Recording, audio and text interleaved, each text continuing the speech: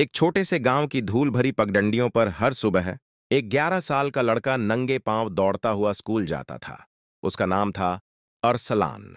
उसके पास न जूते थे, न स्कूल बैग, न कॉपी पेन। बस आंखों में एक सपना था, पढ़ लिख कर एक बड़ा आदमी बनने का सपना और अपनी माँ को आराम की जिंदगी देने का सपना। अरसलान की माँ नूरी बीबी एक विधवा थीं। उसके पिता का देहांत 5 साल पहले हो चुका था। अब माँ सिलाई करके 2 वक्त की रोटी किसी तरह जुटाती थीं।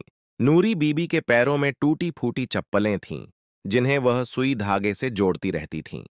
लेकिन जब भी अरसलान कहता, अम्मी, आपकी चप्पल बहुत पुरानी हो गई है, तो माँ मुस्कुराकर कहती, माँ को चप्पलों की जरूरत नहीं बेटा, तू बस पढ़ाई कर। एक दिन स्कूल में मास्टर जी ने कहा, सभी बच्चे अपने पिताजी से कहो कि नया बैग दिलवाएं। अरसलान ने धीरे से कहा, मेरे पापा नहीं हैं और अम्मी के पास पैसे नहीं हैं। क्लास में कुछ बच्चे हंसने लगे। मास्टर जी चुप हो गए। उस दिन अरसलान की आंखों में आंसू थे, लेकिन दिल में एक आग भी जल चुकी थी। उसने मन में ठान लिया, अब कुछ बड़ा करना है। शाम को घर लौटकर उसने मां से कहा, अम्मी, क्या मैं स्कूल के बाद सब्जी मंडी में काम कर सकता हूं? मां हैरान हो गई। बेटा, तू तो अभी छोटा है। अरसलान बोला, मैं छोटा हूं, लेकिन मेरे सपने बहुत बड़े हैं।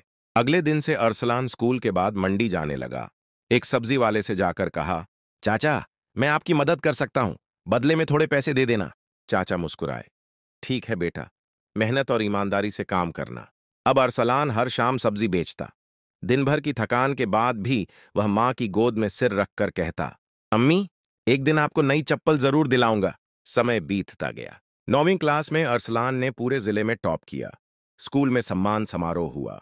स्टेज पर खड़े होकर अरसलान ने कहा, यह मेडल मेरा नहीं है, यह मेरी मां का है, जिनके हाथ सिलाई से छिल गए, लेकिन मेरी पढ़ाई कभी नहीं रुकी। आज भी उनके पैरों में वही टूटी हुई चप्पलें हैं। लेकिन अब नहीं। वो स्टेज से उतरा, मां को बुलाया और सबके सामने उन्हें नई चप्पलें गिफ्ट की। पूरा हॉल तालियों से गूंज उठा। कुछ लोगों की आंखें नम थीं। उस रात अरसलान और उसकी मां की कहानी पूरे सोशल मीडिया पर वायरल हो गई। न्यूज चैनल, अखबार, हर जगह एक ही नाम था, मां का सच्चा बेटा। कुछ सालों बाद अरसलान एक सीनियर अफसर बन गया। उसके ऑफिस की दीवार पर एक तस्वीर लगी थी, उसकी मां की, जिनके पैरों में अब नई चप्पलें थीं और चेहरे पर एक गर्व भरी मुस्कान।